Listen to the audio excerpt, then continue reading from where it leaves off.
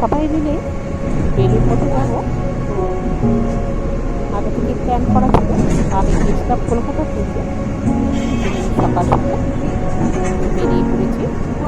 হাওড়া ব্রিজের ওপর দিয়ে যাচ্ছি।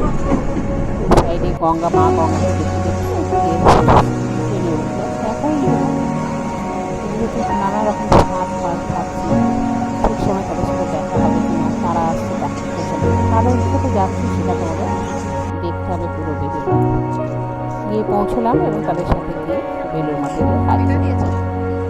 রামকৃষ্ণ, সারদা এবং একটা স্থান আমাদের সারা পশ্চিমবঙ্গের মধ্যে বিখ্যাত রামকৃষ্ণ দূর দূরান্ত থেকে ঘুরতে লোক আসে। গিয়ে দেখলাম সমস্ত মন্দির জুড়ে লোক, আর পাশ দিয়ে মা গঙ্গা হয়ে গেছে।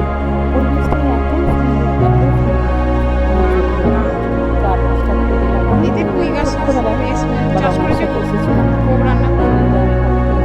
যাওয়া হয়নি। ছেলেকে ভর্তি করার জন্য একবার গিয়েছিলাম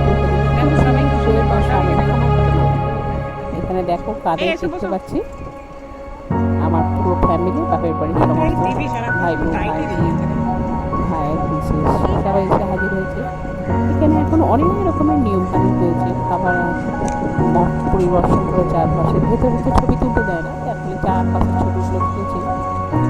এখানে খাওয়ার জন্য বিশাল লাইন পড়ে, বিশাল লাইন। তার জন্য আগে থেকে টিকিট কাটতে হয়, সময় ব্যবস্থা আছে। তো যখন সেই লাইন দিয়ে আমরা যাচ্ছি, পাশে মা গঙ্গা গেছে, চারপাশে সাজানো ফুলও আছে। আমি তো মনে হয়ে গেলাম। তার মধ্যে মা গঙ্গাকে টান দিতে দিতে আমরা বাড়ি ঘুরে যাবো। এখন নতুন করে তার খাবার দাবারের যে জায়গাটা বিশাল বড় এরিয়া গেছে, প্রত্যেক দিন প্রত্যেক অনুষ্ঠান ছাড়াও হাজার হাজার চলো দেখা যাক।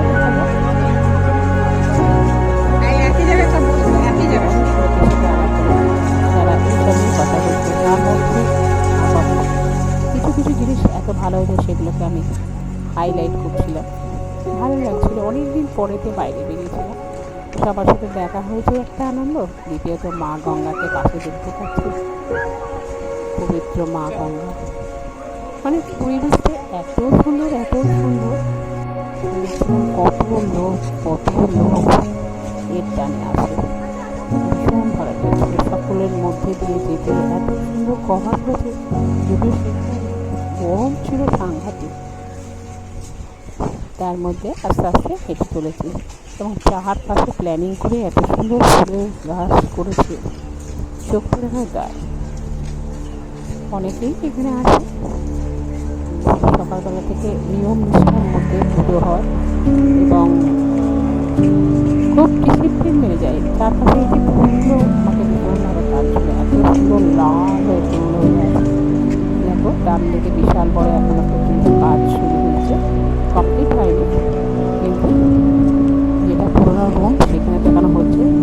একে ঘিরে যে কত লোক কাজ করে ভাবা যায় না। তারা দেশ বিদেশে নাম আছে।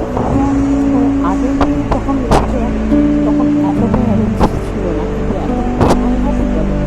এক সপ্তাহে 5-7 হাজার লোক খেতে পারবে, এখন ব্যবস্থা করা হয়েছে। তো আমরা যে যাচ্ছি সিট নিয়ে খেতে বসলাম। দেখো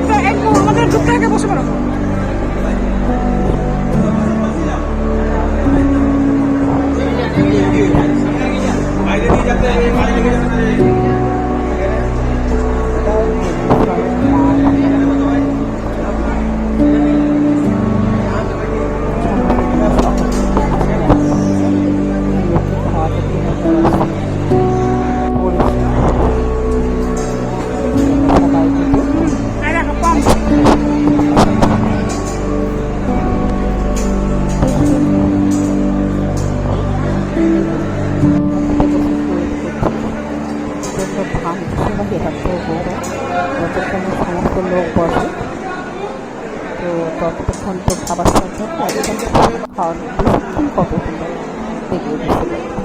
লক্ষ লক্ষ লোক তখন কোনো অনুষ্ঠান হয়। মায়ের ছেলে কি অপূর্ব, কি অপূর্ব দুষ্প্রাপ্য ছিল।